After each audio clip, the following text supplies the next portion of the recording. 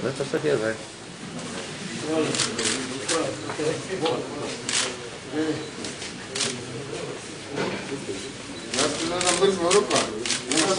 Kar malo bližje, pridite. Fantastična oblika. Kak si? Tak se vidi. Bo, ne? Rade bo vrede. Upajmo, z enim kosilom se naš kupo za celo. To obliki ne. No. Sprejeti me nisi to pred 2 letoma. Zdaj me boš mogel. Vidiš, mokri se.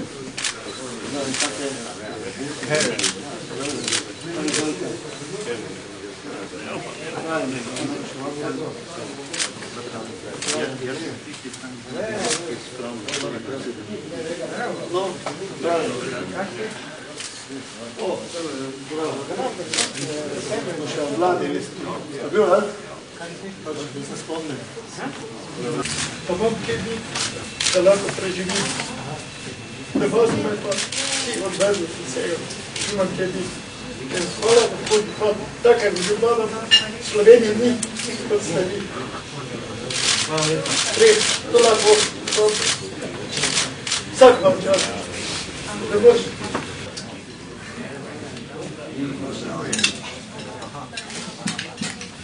Občina Maribor dokazuje, oziroma mariborski župan, da ima posledice del socialne stiske. To je res. Že v lanskem letu smo organizirali sprejem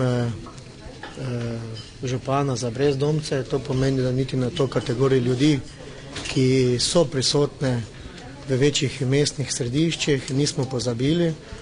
Predvsem pa smo v letošnjem letu ponovno povabili na moj sprejem, da se z njimi malo pogovorim, da vidim sam, kje so tiste težave in problemi, ki se vsakodnevno brezdomci srečujejo in če lahko kot župan, da tudi pomagam in da odpravim. Predvsem pa je bil tudi moj poziv njim, da dajo svoje prijave, da v akciji, ki jo imamo v mestni občini Maribor, darujemo srcem, tudi njim polepšamo novoletne in božične praznike, na ta način, da jim zagotovimo iz našega sklada, da jim darujemo po 100 do 150 do 200 evrov, odvisno od posameznika ali družine, finančne pomoči in na ta način zagotovimo drugačno vsakodnevno življenje, vsaj za tiste trenutke, ko govorimo o božiču in o novem letu. Pa dosti ljudi pravi, da jim ponujate golaž, ne ponujate jim pa recimo dela občina Maribor bi potrebovala mogoče kakšno. Glede, ni samo problem občine. Ponujam jim golaž, povejte mi, kjer je župan v Sloveniji mi je prvi ponudil golaž, tako kot jaz. In svojo.